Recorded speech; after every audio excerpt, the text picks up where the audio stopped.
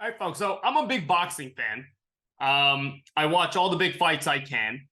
And I'm such a big boxing fan that I even watch the unconventional fights, right? The ones where the media seems to throw them together. I enjoy all kinds of combat sports, really. And so I watch all the fights. And this past weekend, I watched a fight between a guy named Jake Paul and a guy named Nate Diaz, who was a UFC fighter for a long time and was big in that space. And Jake Paul is really an online personality, right? He's a social media personality who became really popular years ago, doing pranks and all these kinds of things online. He was able to then leverage that into a TV career of some sort and then into a boxing career later on. And it turned out over time, he became a pretty good boxer. And people enjoy watching him fight. And I'm one of them. I think that it's good entertainment, it's good sport, and it's fun to watch. And so over the years, right, it's been tough for some folks in the boxing world to take him seriously for a variety of reasons. Number one, he looks young. He's inexperienced, rather, right? At the outset, he doesn't look like the toughest guy in the world, but he is, right? He's an athlete. He's big. He's strong. He's mobile. He's quick, and he's a good fighter. He's fun to watch. And he's been beating all these MMA fighters who are not boxers. It's a different sport. But nonetheless, they're combat sports athletes. They're all incredibly skilled and incredibly tough, and they've been doing this for a long time. And he fights these MMA fighters, and he wins consistently. And so over time, there have been rumors online that his fights are fixed, right? And it's really a silly rumor. Fight fixing is effectively, right, coming up with an agreement, some sort of scheme to control the outcome of a sporting event.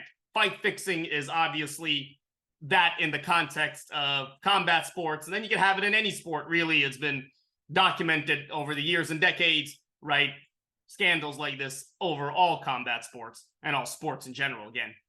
And fight fixing, of course, is illegal. You can go to jail for fight fixing, right? It's illegal on the federal level, on the state level, right? It's fraud, right? It's a very big deal. If you advertise a boxing event to the public and then you fix the outcome of that event without telling the public that you're doing it, then obviously, right, that is fraud on the highest level. And depending on the kind of money that's generated from it, you can get in a whole lot of trouble and, of course, can go to jail, right?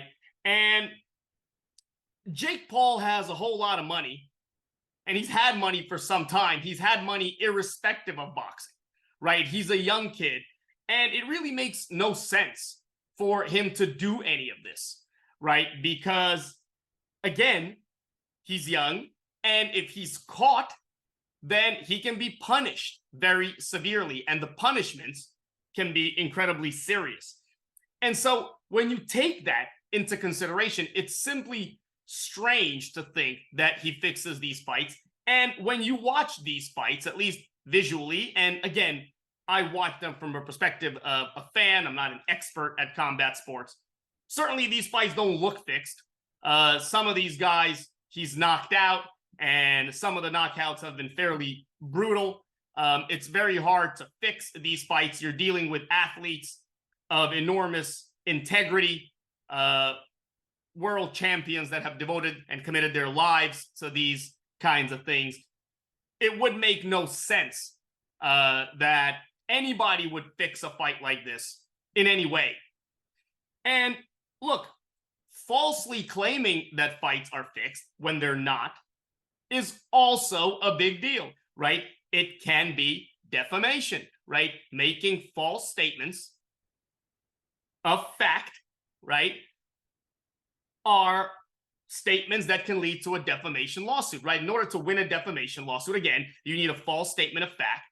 When you're dealing with notable people, public figures, as they say, there's a heightened standard. You have to prove what's called actual malice.